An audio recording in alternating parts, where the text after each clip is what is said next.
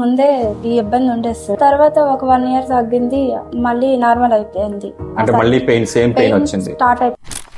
నమస్తే అండి, నేను doctor Arun Kumar, consultant spine surgeon, Reva spine centre, Visakhapatnam.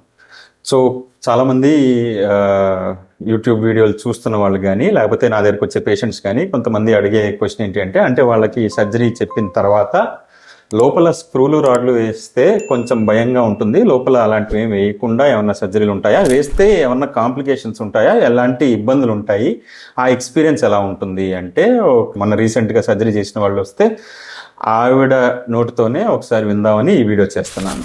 So ultimately చేసిన సర్జరీ అంత ముందు ఈ L4 L5 మధ్యలో డిస్క్ మాత్రమే తీశారు. ఆ డిస్క్ తీసిన తర్వాత నార్మల్గా ఉన్న డిస్క్ మళ్ళీ వచ్చి జారింది. అలా జారడం వల్ల ఈసారి అలా కాదు, కంప్లీట్గా డిస్క్ ఫుల్గా తీసేసి దాని లోపల ఈ స్క్రూలు రాడ్లని వేసి మధ్యలో డిస్క్ ప్లేస్లో ఈ మెష్ అనేది పెట్టాలి. దీన్ని ఇంటర్బాడీ ఫ్యూజన్ అంటాం. సో ఈ సర్జరీ చెయ్యాలి అని చెప్పాను. సో ఆ సర్జరీలో పైన కింద ఇక్కడ చూడొచ్చు ఎలా అయితే స్క్రూలు రాడ్లు అన్నీ ఉన్నాయో మధ్యలో డిస్క్ అంతా తీసేసి ఆ ప్లేస్లో మెష్ ఎలా ఉందో ఇది చాలా క్లియర్గా చూడొచ్చు. అండ్ చూసిన తర్వాత ఇప్పుడు ఈ పేషెంట్ మాటల్లో కూడా మీరు వినొచ్చు ఆ కంఫర్ట్ లెవెల్స్ ఎలా ఉంటాయి.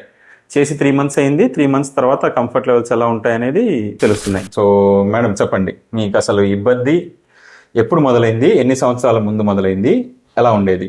నాకు 6 years ముందే ఈ ఇబ్బంది ఉండేది సార్. అప్పుడు సర్జరీ వేరే సార్ చేశారు, స్క్రూ లేకుండా నార్మల్గా సర్జరీ చేశారు.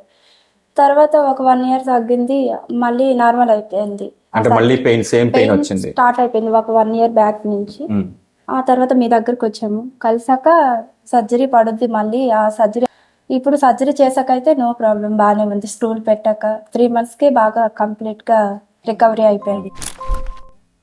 సో ఇప్పుడు సర్జరీ తర్వాత ఈ 3 నెలల ఎక్స్పీరియన్స్ ఎలా ఉందండి? మీ పనులు చేసుకోవడంలో కానీ మీ వర్క్ నార్మల్గా మీరు చేసుకునే విధానంలో కానీ ఏమన్నా డిస్టర్బెన్సెస్ ఏమన్నా కనిపిస్తున్నాయా? లేదు సార్, బాగానే ఉంది. అన్ని మీ పనులన్నీ మీరు చేసుకుంటున్నారా? చేసుకుంటున్నాం. ఇందాక వాకింగ్ గురించి చెప్పారు, ఆ వాకింగ్ మళ్ళీ ఒకసారి చెప్పండి. రోజు 1 hour వాకింగ్ చేస్తున్నాను సార్. డైలీ 1 hour వాకింగ్ వెళ్తున్నారు?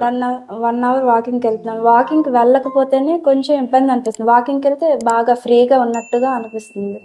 అంటే సర్జరీ చేసేది పడుకోవడానికి కాదు, పని చేయడానికి. సో మీరు ఎంత వాకింగ్ వెళ్తే అంత బెటర్ గా ఉంటుంది.